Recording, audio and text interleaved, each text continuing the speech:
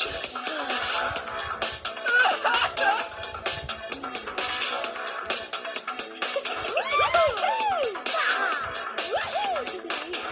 One of the big tricks is this big gelatin mold. You don't have to prep it. You don't have to do anything.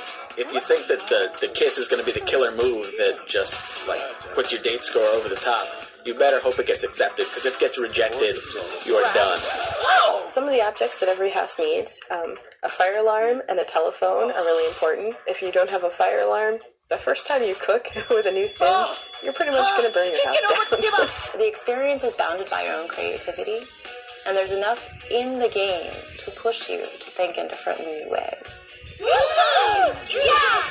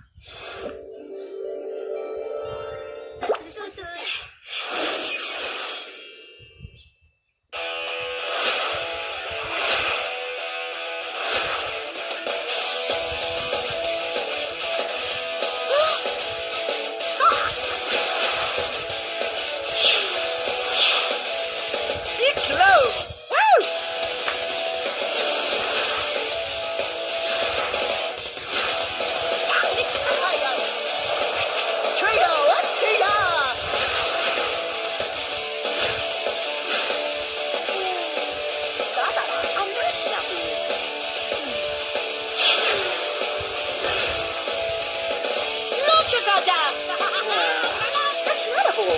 Tabib. But a guy.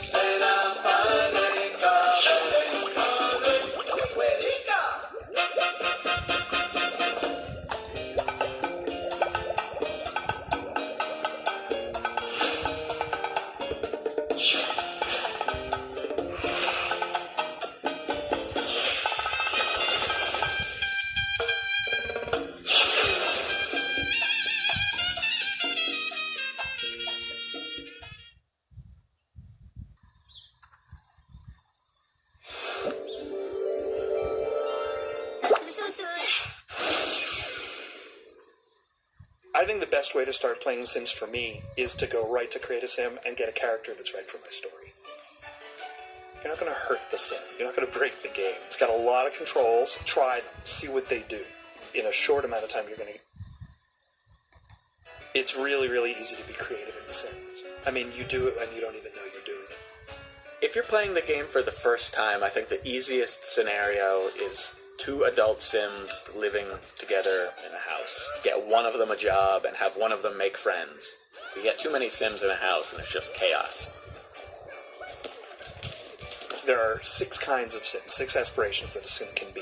Popularity Sim. I want to meet someone new. I want to meet someone new. They're never satisfied with the number of people they know. Pleasure Sims. They want to go out to a party, go on a date. If you leave them at home too, like a popularity Sim, they're going to be bummed out. Unless you have like a really sweet pad for them where it's got like DJ booths. And then there's the wealth Sim. They just really want to buy stuff. When a wealth sim isn't happy, they might show up on the street panhandling for money. We have knowledge Sims. Knowledge Sims are really cool because they're just about learning.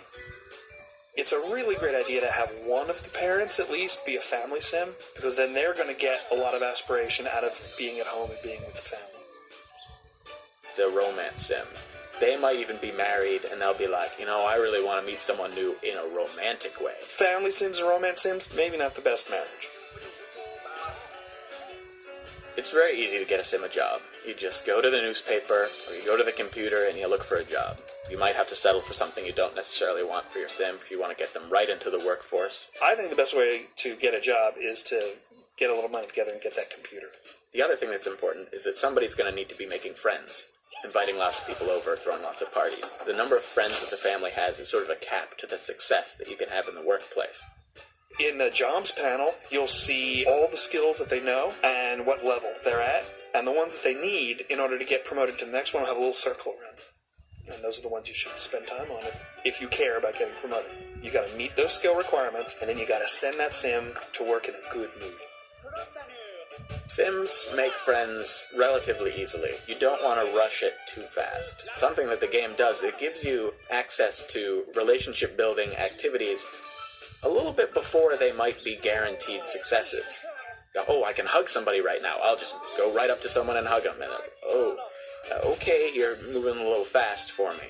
Make a good environment for the friend that you're trying to make. You know, have some food around. Have a nice TV for them to watch. Make sure your Sim's in a good mood first. It's a fun, gamey little system, but it's based on stuff that's true.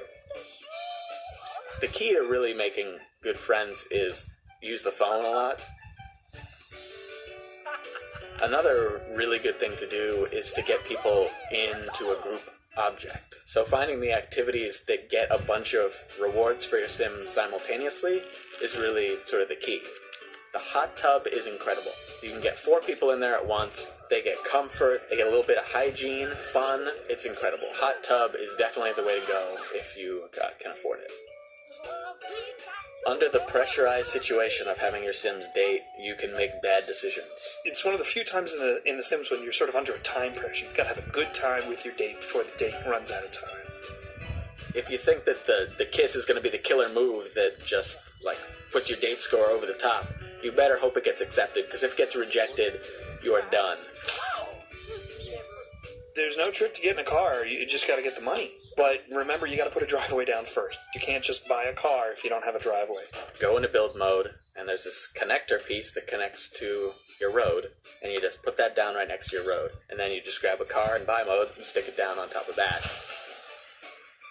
One of the big tricks is this big gelatin mold. You don't have to prep it, you don't have to do anything. You can just pull out gelatin after gelatin after gelatin. So if you don't have time to do anything, that's really the best way to go. My number one tip for you is that you should become a vampire. You can sort of stay out all night, you don't have to worry about your needs, and you can just party. The way to become a vampire is to schmooze the grand vampire. Chat them up a little bit, they're eventually going to just try and bite you and turn you into a vampire. It's a good lifestyle. You could play as a character that doesn't want any of your Sims to be happy ever. Your Sim wants to buy a nice set of furniture and you decide to delete everything in his house instead and see what happens to him. It's like dropping in on a sitcom. No matter how weird you are, you're still just a normal person, and everyone loves you. There's so many different ways to play The Sims 2 that the possibilities are almost endless. Diristi.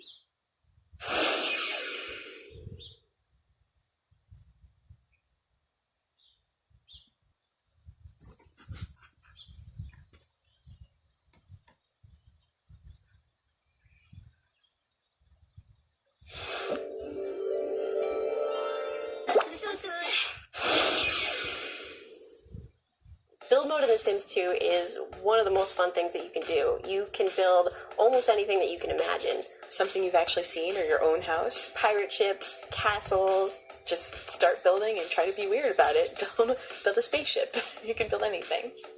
One of the neat things you can do to customize your game is use one of the tools that we provide called Homecrafter. So you can go into Homecrafter and create your own walls and floors or your own terrain paints.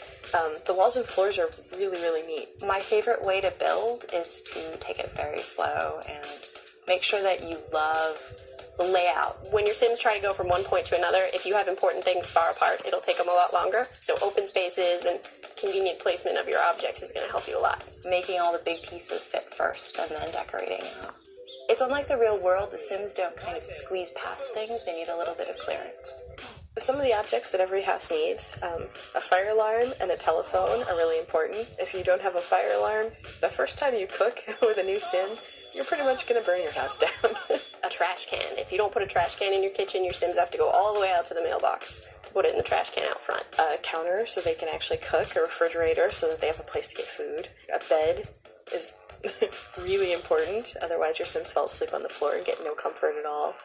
It's important to think about the type of sim that you want to play when you're building a house. If you were building it for a knowledge sim, for example, having lots of bookshelves next to really comfortable chairs will let them sit around and read for a long time while not getting too uncomfortable. If you're trying to play a family sim, you know, rooms for kids and toys for kids are going to make a huge difference. One of the neat tools to make sure to use is the design mode tool. Go to build or buy mode and click on the design mode tool itself. Then you can click on an object in the game and actually